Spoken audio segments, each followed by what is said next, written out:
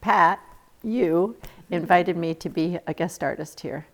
And I was living in a hovel in Chicago on very little money as a dancer's wage. And you said, come down and be a guest artist and we'll house you at this house. And I came in here, I thought, oh my God, I've never lived in such splendor before. I mean, it was just magical.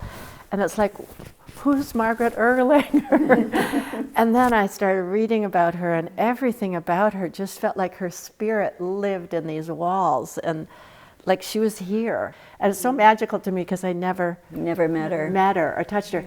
I mean, this house to me is so special because it was made for a single woman dancer. And you have a dance floor to like in the morning I would come down here and I could warm up in the house. It felt like it's single woman's, like it feels protective and yet spacious. And I felt always safe and like expansive here. Fortress. Yeah, like it was just like you're not exposed to the world. You're in this cocoon, and yet it's totally full of light. Yeah, it was amazing. Like it just felt like, wow, I've never seen a building made for a dancer. And it just feels like, wow. You want my expression when I saw it first time? Really? Was it like different than it you'd have? Not a whole lot different. I haven't seen anything more than this.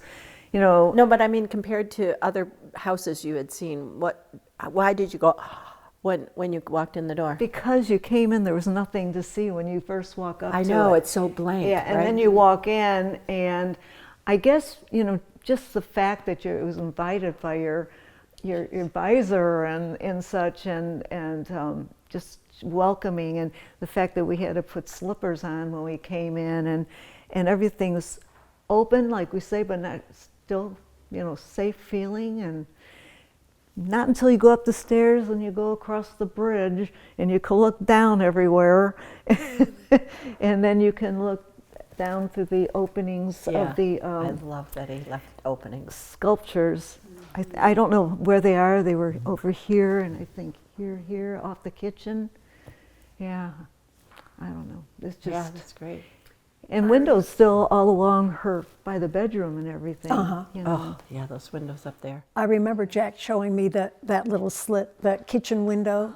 He said, I've sited this so that it looks right out on the children's playground. So she can see the children playing.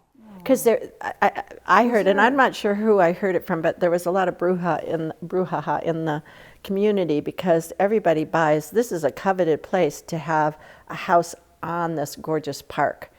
And what Jack did was put a big brick wall between the house. And so people are like, well, why would you put a brick wall right in front of the park? Like that's what you would want to see. And yet when you come in here, you feel like you've got your own private park. And I think that sense of letting her have privacy, and yet nature is so totally, from both sides, these huge windows on both sides of this house create this sense that you're in the garden. You're absolutely living in the garden. To the detail. You can see an intelligence in the building itself. The intelligence, yeah. And how visionary. Yeah. How incredibly visionary. Jack told me that he got all the neighbors together. Oh, really? Before he started building the house, to show them the plans and to tell them about it, so they wouldn't be in shock. That would be so Jack, right? It would be so Jack. Yeah. Very smart on his part, and let people not be surprised when they see what he's building. So the first time I came here was for my job interview. She invited me that night to her house, and there was Jack. So I met him. Margaret and Jack were the first people that I met. Oh, wow. And we sat here, and she had cooked dinner. It was a simple dinner of broccoli with a sauce, and she told me that the sauce was Hellmann's mayonnaise with lemon. And there was baked chicken, and that was our dinner, and it was a lovely dinner. But I got to know Jack, and I had never seen a space like this before, coming from the South. We didn't have a huge architectural school at Florida State University where I went, and architecture wasn't a big thing in universities in the South. But here is a very special architectural school. Many nationally famous architects have come through here. And so sensing this house and then meeting a person that seemed to have all the qualities of the house, the light, the simplicity, Yeah, that's true. the earnestness, the integrity. You know, it was totally in my heart forever, that experience. He always said that space conditions movement and movement conditions space. Yeah, I love that. And I was so privileged my first year to get to know him better and be part of a project when his loft evolved. His loft started off as a wagon wheel, they made wagon wheel factory like. He was just working on the performing space. And I have a picture here where you can see he made a stage. This was a hoist that hoisted up the wagons when it was a working kind of a factory place. Mm-hmm. But you can see the different levels. He created, this is a level that's the floor level, and then there was a pit, like an orchestra pit, and then there was a higher level, that was the stage level. So he really orchestrated that space for dance. He did, well, for whatever, on the different, like could be music with a pit. Mm-hmm. But it was made for, and we did the first performance there. We collaborated, not with him, but with the space. We could only rehearse it in the space because it was made for the space. The place. And I had a solo that came backwards down, there were steps that went up to the roof. And I had a solo that went backwards down the steps. And he gave me a key and said, just come anytime you want to rehearse. And it was amazing when you had that much, the gift of that time, what you discover. You know how slow or how fast, if you put your toe down first or if you put your heel down first. So I loved working on it. And the night of the performance, I thought, I don't want the audience to see me up here. And there was a little trap door that went out to the roof. So I went up there.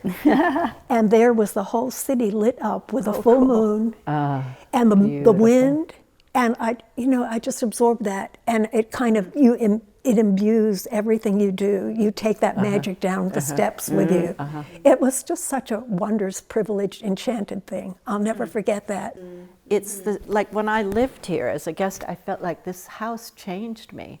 Because there was no adornment, there was no wasted energy on anything except for the essence of the light, the clarity of the space, the directions of it. Like there was nothing extra. So like I feel like in his character, he didn't have to. He like didn't do all of that stuff. He was just present, and this architecture makes you feel that. Like I love that you say that. He is like the house, right? Mm-hmm. It was an extension of him. Yeah. He was enlightened, and he was a man of light. Yeah. I mean, he emanated light. Yeah. His eyes had light. Yeah.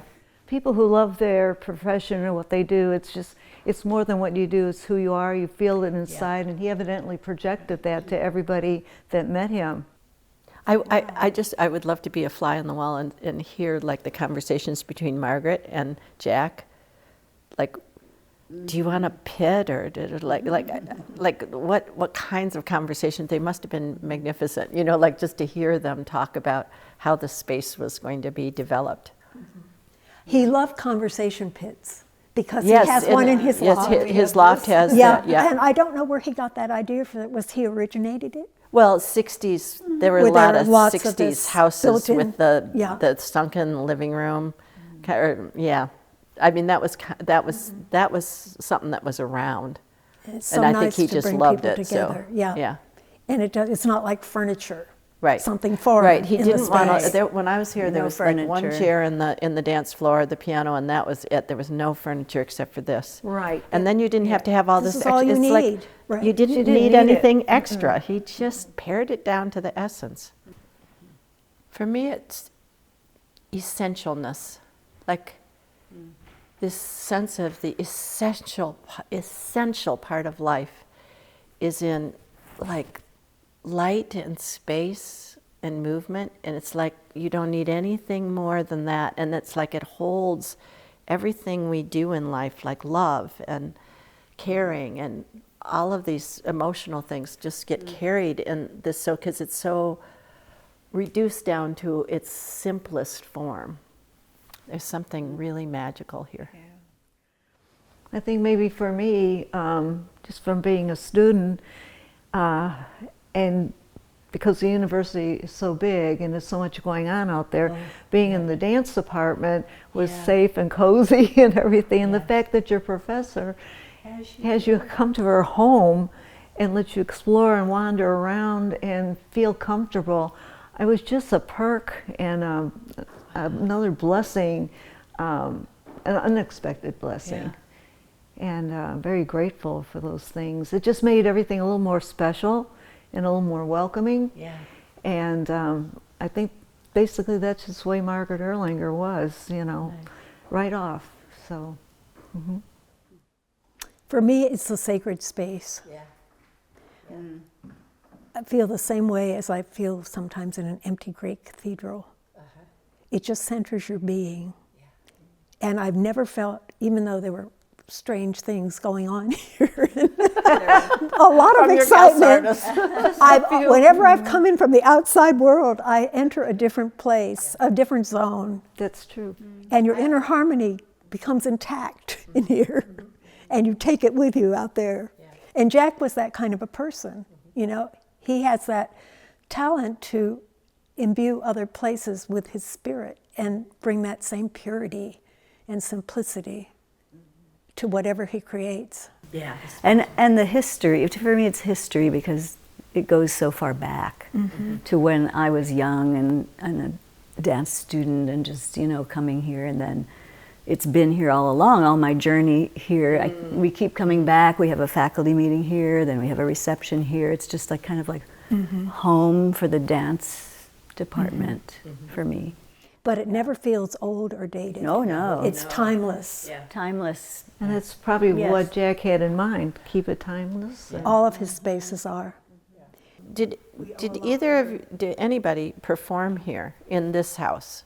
You talked about performing in the loft. No, just our own little did, classes, like- and if we had a project or a dance that we were working on, then, you know, Margaret would have us over and we could work on it and get advice, and she would have new ideas herself, and so that's what it was all about.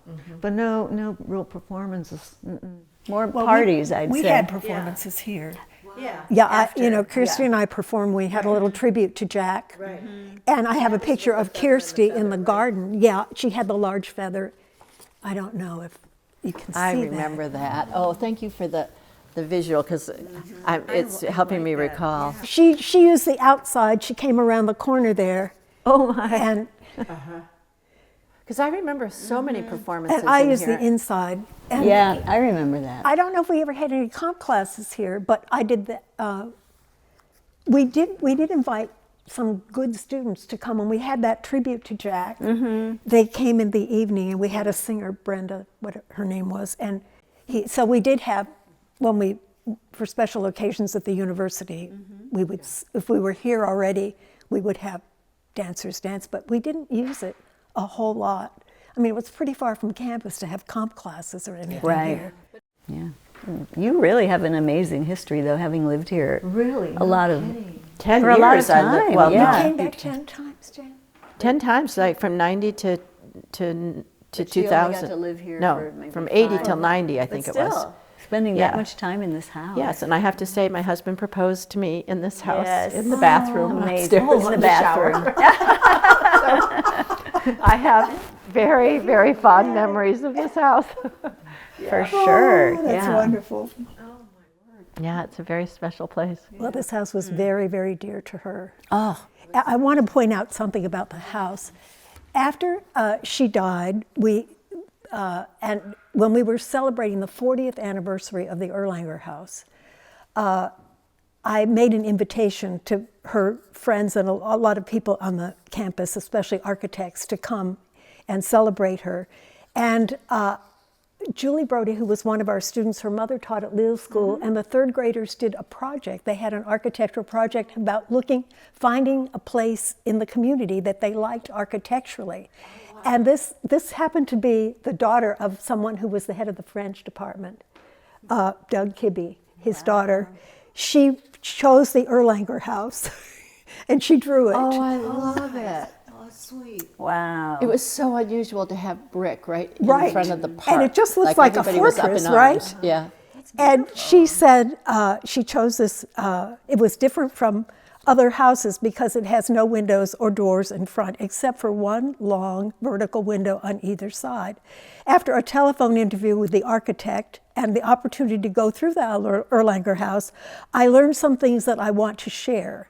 The house was built for Margaret Erlanger. It has no particular style because it was built for her personal needs. Now Erlanger House is a place for visiting architects and artists. Inside the Erlanger house, instead of seeing the brick facade, you see windows that stretch the length of the house. The windows really make me feel open, light, and connected with the out of doors. The fireplace is also different. It is a black tube with a plate on the bottom. It wasn't any style, it was Margaret's style. I love that. I know. How much insight she could have to somebody Incredible. like that. She says it all in those few sentences.